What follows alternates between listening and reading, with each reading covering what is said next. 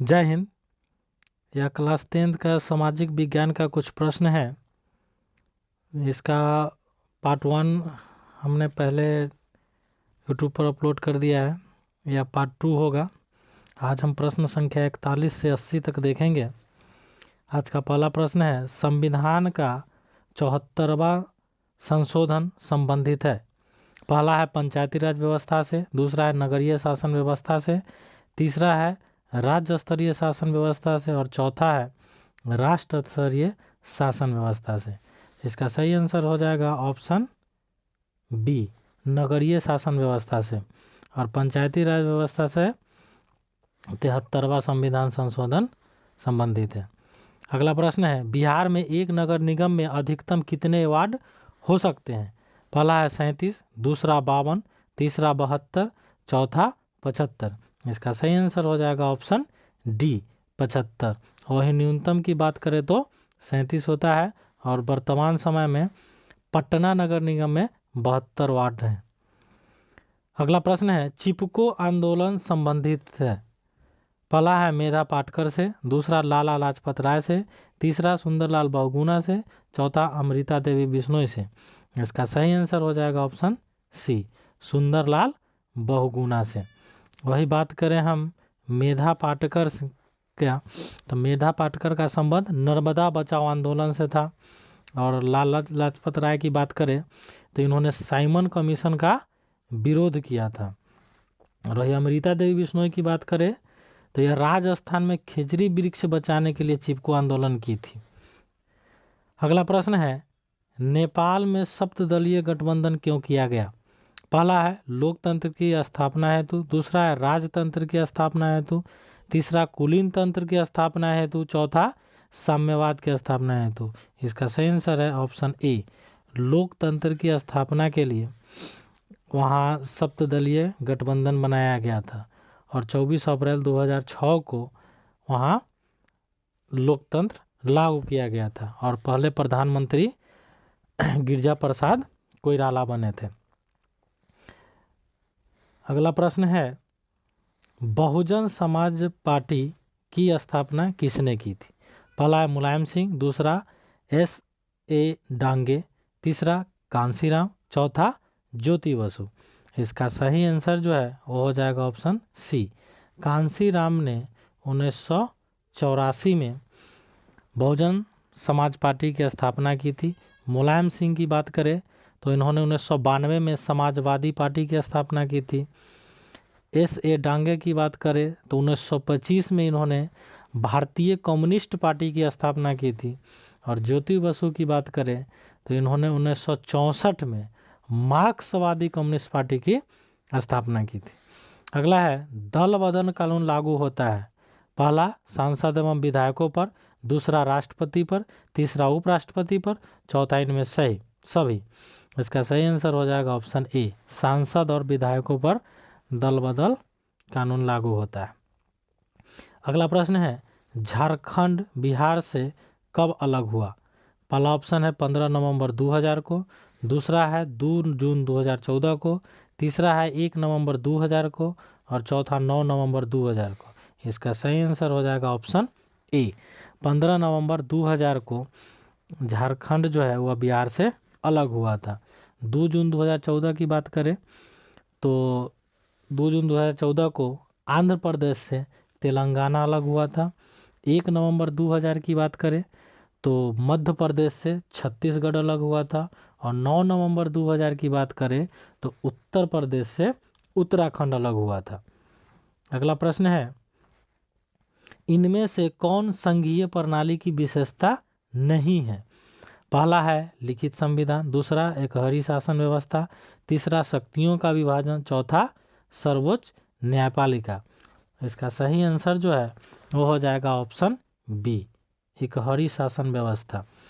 लिखित संविधान जरूरी है, शक्तियों का विभाजन भी है और सर्वोच्च न्यायालय भी। अगला प्रश्न है, लोकसभा में चुने हुए सदस्यों की संख्या कितनी है? पहला है 545, दूसरा 543, तीसरा 250, चौथा 552। इसका सही आंसर है ऑप्शन बी, 543। 543 लोकसभा में सदस्य चुने जाते हैं और 2 सदस्य जो हैं वह राष्ट्रपति के द्वारा मनोनीत किए जाते हैं जो एंग्लो इंडियन होते हैं। और वही 545 की बात करें तो यह टोटल होता है, जैसे 543 चुनाव कराएंगे और 2 राष्ट्रपति के द्वारा मनोनीत किए जाएंगे, कुल मिलाकर 545। वही 552 की बात करें तो यह लोकसभा में अधिकतम संख्या हो सकता है। और वही 250 की बात करें तो यह राज्यसभा के सदस्य की संख्या है। 50 नंबर प्रश्न है, पूर्व में बांग्लादेश जाना जाता था, यानी किस नाम से जाना जाता था? पहला ऑप्शन है पश्चिमी पाकिस्तान, दूसरा है उत्तरी पाकिस्तान, तीसरा पूर्वी पाकिस्तान, चौथा दक्षिणी पाकिस्तान। इसका सही आंसर हो जाएगा ऑप्शन सी, पूर्वी पाकिस्तान। और पश्चिमी पाकिस्तान के नाम से जाना जाता था जो मूल पाकिस्तान था। बांग्लादेश जो है वह 1971 में पाकिस्तान के कब्जे से मुक्त हुआ था, जिसमें भारत की बहुत बड़ी भूमिका थी। अगला प्रश्न है, वेस्ट इंडीज संघ की स्थापना हुई। पहला 1973 में, दूसरा 1965 में, तीसरा 1960 में, चौथा 1958 में। इसका सही आंसर जो है वो हो जाएगा ऑप्शन सी, 1958 में। और 1962 में यह समाप्त भी हो गया था। अगला प्रश्न है, इंडिका के लेखक हैं। पहला ऑप्शन है चाणक्य, दूसरा फाहियान, तीसरा मेगास्थनीज, चौथा सेलुकस। इसका सही आंसर हो जाएगा ऑप्शन सी, मेगास्थनीज। और मेगास्थनीज जो था वह सेलुकस निकोटर का राजदूत था। और चाणक्य की बात करें तो इन्होंने अर्थशास्त्र पुस्तक लिखा था।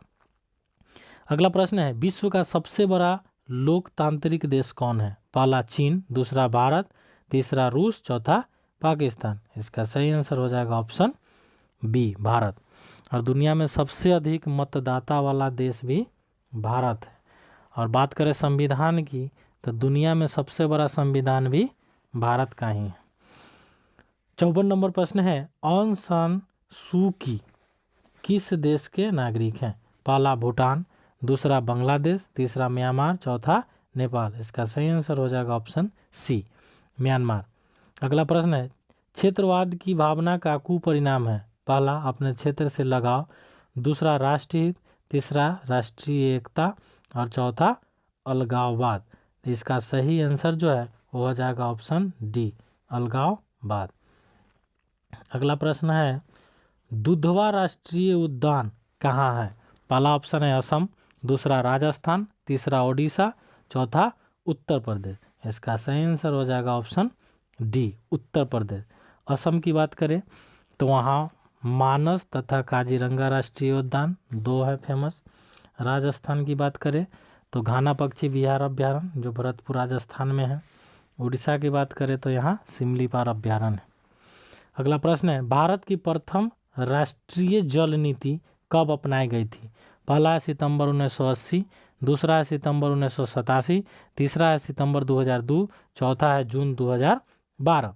इसका सही आंसर जो है वह हो जाएगा ऑप्शन बी, सितंबर 1987 में पहली जल नीति लाई गई थी 9 सितंबर को। और 2002 में पहला संशोधन हुआ था और 2012 में दूसरा संशोधन हुआ था। अगला प्रश्न है, विश्व में सर्वाधिक वनावरण वाला देश कौन है? यानी विश्व में सबसे अधिक वन किस देश में है? तो पहला ऑप्शन हो जाएगा रूस, दूसरा भारत, तीसरा ब्राज़ील और चौथा कनाडा। इसका सही आंसर हो जाएगा ऑप्शन ए, रूस।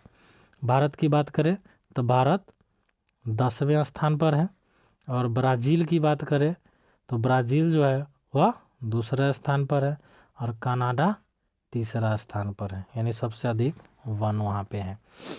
अगला प्रश्न है, किस मृदा में ह्यूमस की मात्रा नगण्य होती है, यानी बहुत कम या नहीं के बराबर होता है? तो इसका ऑप्शन है लेटेराइट मृदा, दूसरा है जलोढ़ मृदा, तीसरा काली मृदा, चौथा पर्वतीय मृदा। इसका सही आंसर हो जाएगा ऑप्शन ए, लेटेराइट मृदा। अगला है, भारत का सबसे बड़ा खनिज तेल उत्पादक क्षेत्र कौन है? पहला डिगबोई, दूसरा मुंबई हाई, तीसरा खंबात, चौथा मंगला। इसका सही आंसर हो जाएगा ऑप्शन ए, डिगबोई। अगला प्रश्न है, इनमें से कौन रोपण फसल है? पहला है चाय, दूसरा रबर, तीसरा गन्ना, चौथा इनमें से सभी। इसका सही आंसर हो जाएगा ऑप्शन डी, ये तीनों जो है वह रोपण फसल है। अगला प्रश्न है, जीवन रेखा रेल कब चलाई गई थी? पहला है 1981, दूसरा 1991, तीसरा 1995, चौथा 2001। इसका सही आंसर हो जाएगा ऑप्शन बी, 1991। भारत में पहली जीवन रेखा रेल जो है वह 16 जुलाई 1991 को चलाई गई थी। इसे पहियों पर चलने वाला अस्पताल कहा जाता है। वही भारत की बात करें तो भारत में पहली रेल जो है वह 16 अप्रैल 1853 को चलाया गया था, जो मुंबई से थाने 34 किलोमीटर की दूरी तय की थी। और उस समय ब्रिटिश जो यहाँ के थे वायसराय वो थे लॉर्ड डलहौजी। अगला प्रश्न है, कांवर झील कहाँ है? पहला ऑप्शन है दरभंगा, दूसरा ऑप्शन है भागलपुर, तीसरा ऑप्शन है बेगूसराय, चौथा ऑप्शन है मुजफ्फरपुर। इसका सही आंसर हो जाएगा ऑप्शन सी, बेगूसराय। वही दरभंगा की बात करें तो दरभंगा में कुशेश्वर स्थान झील है और भागलपुर में जगतपुर झील है। अगला प्रश्न है, किस देश में संयुक्त वन प्रबंधन का पहला प्रस्ताव पारित किया गया? किस राज्य में? पहला ऑप्शन है पश्चिम बंगाल, दूसरा असम, तीसरा केरल, चौथा उड़ीसा। इसका सही आंसर हो जाएगा ऑप्शन डी, उड़ीसा में। अगला प्रश्न है, इनमें से कौन अकार्बनिक खनिज है? पहला ऑप्शन है कोयला, दूसरा पेट्रोलियम, तीसरा अभ्रक, चौथा प्राकृतिक गैस। इसका सही आंसर हो जाएगा ऑप्शन सी, अभ्रक। अगला प्रश्न है, भारत में किस राज्य में सर्वाधिक मैंग्रोव वन है? पहला है गुजरात, दूसरा पश्चिम बंगाल, तीसरा उड़ीसा, चौथा केरल। इसका सही आंसर हो जाएगा ऑप्शन बी, सुंदरबन जो है वह पूरा मैंग्रोव वन से भरा हुआ है, इसीलिए वहाँ जो है मैंग्रोव वन ज़्यादा है। और वहाँ सुंदरी वृक्ष, जिसे हम यहाँ बनकट के नाम से जानते हैं, तो वही सुंदरी वृक्ष की अधिकता के कारण वहाँ उसका नाम सुंदरबन पड़ा था। अगला प्रश्न है, कौन कोयला का घटिया किस्म है? यानी कौन कोयला घटिया किस्म का है? पहला है एंथ्रासाइट, दूसरा बिटुमिनस, तीसरा लिग्नाइट, चौथा पीट। इसका सही आंसर हो जाएगा ऑप्शन डी, पीट कोयला जो है वह घटिया का है। ये इतना धुआं देता है कि जलाने लायक नहीं रहता है। एंथ्रासाइट की बात करें तो यह उच्च कोटि का होता है, इसमें 80% कार्बन की मात्रा होता है। या रानीगंज जो है पश्चिम बंगाल में, वहाँ ज़्यादा मिलता है। और वही बिटुमिनस की बात करें तो यह ज़्यादा मध्य प्रदेश में पाया जाता है। और लिग्नाइट की बात करें तो यह तमिलनाडु में। और इसको लिग्नाइट को जो है वह भूरा कोयला भी कहा जाता है। अगला प्रश्न है, भारत में चाय की कृषि कहाँ शुरू हुई थी? पहला है सिक्किम, दूसरा तमिलनाडु, तीसरा असम, चौथा केरल। इसका सही आंसर जो है वह हो जाएगा ऑप्शन सी, असम। असम में सबसे पहले 1840 ईस्वी में अंग्रेज़ों ने चीन से लाकर वहाँ चाय की कृषि शुरू की थी। अगला प्रश्न है, पाइराइट किस प्रकार का खनिज है? पहला है धात्विक, दूसरा अधात्विक, तीसरा परमाणु, चौथा इनमें कोई नहीं। इसका सही आंसर हो जाएगा ऑप्शन ए, धात्विक। अगला प्रश्न है, भारत का पहला परमाणु शक्ति संयंत्र कौन है? पहला तारापुर, दूसरा कलपक्कम, तीसरा नरौरा, चौथा कैगा। इसका सही आंसर हो जाएगा ऑप्शन सी, इसका सही आंसर हो जाएगा ऑप्शन ए, तारापुर। कलपक्कम जो है वह तमिलनाडु में है, और नरौरा उत्तर प्रदेश में, कैगा कर्नाटक में, और तारापुर महाराष्ट्र में है, जहाँ पहला परमाणु शक्ति संयंत्र स्थापित किया गया था। अगला प्रश्न है, कोडरमा का संबंध किस खनिज से है? पहला अभ्रक, दूसरा तांबा, तीसरा सोना, चौथा लौह अयस्क। इसका सही आंसर जो है वो हो जाएगा ऑप्शन ए, अभ्रक। तांबा के लिए प्रसिद्ध जगह खेतरी जो राजस्थान में है। सोना की बात करें तो हूती खदान जो है वह कर्नाटक में। और लौह अयस्क की बात करें तो मयूरभंज उड़ीसा तथा झारखंड का सिंह भूमि ज़्यादा फेमस है। अगला प्रश्न है, किस देश ने ओपेक की सदस्यता त्याग दी? पहला है सऊदी अरब, दूसरा ईरान, तीसरा इराक, चौथा कतर। इसका सही आंसर हो जाएगा ऑप्शन डी, कतर। कतर जो है वो 2019 में ओपेक की सदस्यता त्याग दी है। ओपेक जो है वह पेट्रोलियम उत्पादक देश का एक संगठन है। अगला प्रश्न है, इनमें कौन जूट का अग्रणी उत्पादक है? पहला भारत, दूसरा चीन, तीसरा बांग्लादेश, चौथा श्रीलंका। इसका सही आंसर हो जाएगा ऑप्शन ए, भारत। चीन की बात करें तो यह चावल, गेहूं, कपास, मूंगफली और तमिलनाडु में अग्रणी है। बांग्लादेश की बात करें तो यह जूट उत्पादन में तीसरा स्थान है। और श्रीलंका की बात करें तो यह चाय उत्पादन में तीसरा स्थान पर है। अगला प्रश्न है, आसवन बांध किस नदी से संबंधित है? पहला गंगा, दूसरा ब्रह्मपुत्र, तीसरा नील, चौथा अमेजन। इसका सही आंसर जो है वो हो जाएगा ऑप्शन सी, नील। नील नदी जो मिस्र में है उसी पर आसवन बांध बनाया गया है। गंगा नदी पर फरक्का बांध है जो पश्चिम बंगाल में है। अगला प्रश्न है, इनमें कौन प्राकृतिक आपदा नहीं है? सुनामी, बाढ़, भूकंप और आतंकवाद। इसका सही आंसर है ऑप्शन डी, आतंकवाद। सुनामी की बात करें तो जब समुद्र में पृथ्वी जब कंपन करती है और समुद्र का पानी जो किनारे की तरफ भागता है तो वो सुनामी कहलाएगा। बाढ़ तो आप लोग जान ही रहे हैं, बाढ़ दो तरह से, एक नदी में भी बाढ़ आता है, दूसरा वर्षा से भी बाढ़ आता है। भूकंप की बात करें तो पृथ्वी के आंतरिक हलचल के कारण जो कंपन उत्पन्न होता है उसे भूकंप हम कहते हैं। तो ये तीन जो है सुनामी, बाढ़ और भूकंप यह प्राकृतिक है, जबकि आतंकवाद जो है वह मानव द्वारा खुद किया जाता है, इसीलिए इसे प्राकृतिक आपदा नहीं कहा जाता। अगला प्रश्न है, विनाशकारी भूकंप से बिहार किस वर्ष प्रभावित हुआ था? पहला है 1930, दूसरा 1967, तीसरा 2001, चौथा 1934। इसका सही आंसर हो जाएगा ऑप्शन डी, 15 जनवरी 1934 को बिहार में बहुत बड़ा भूकंप से नुकसान हुआ था। वही बात करें 1930 में तो या 1930 में असम में भूकंप आया था, 1967 कोयना में जो महाराष्ट्र में है, और 2001 में भुज जो गुजरात में, वहाँ भूकंप आया था। अगला प्रश्न है, बाढ़ के समय कौन सा स्थान सुरक्षित है? ऊंची भूमि, बाढ़ मैदान, डेल्टा, इनमें कोई नहीं। तो इसका सही आंसर हो जाएगा ऊंची भूमि, क्योंकि नीच जमीन पे पानी भरा हुआ होता है, इसीलिए उच्च भूमि पर जाने से हमें बाढ़ से बचा जा सकता है। अगला प्रश्न है, भूस्खलन से अभिप्राय। पहला है मलबों का खिसकना, दूसरा चट्टानों का गिरना, तीसरा चट्टानों का खिसकना, चौथा इनमें सभी। इसका सही आंसर हो जाएगा ऑप्शन डी, इनमें सभी। भूस्खलन का मतलब होता है भूमि जो एक जगह है वहाँ से खिसक कर अलग जाना।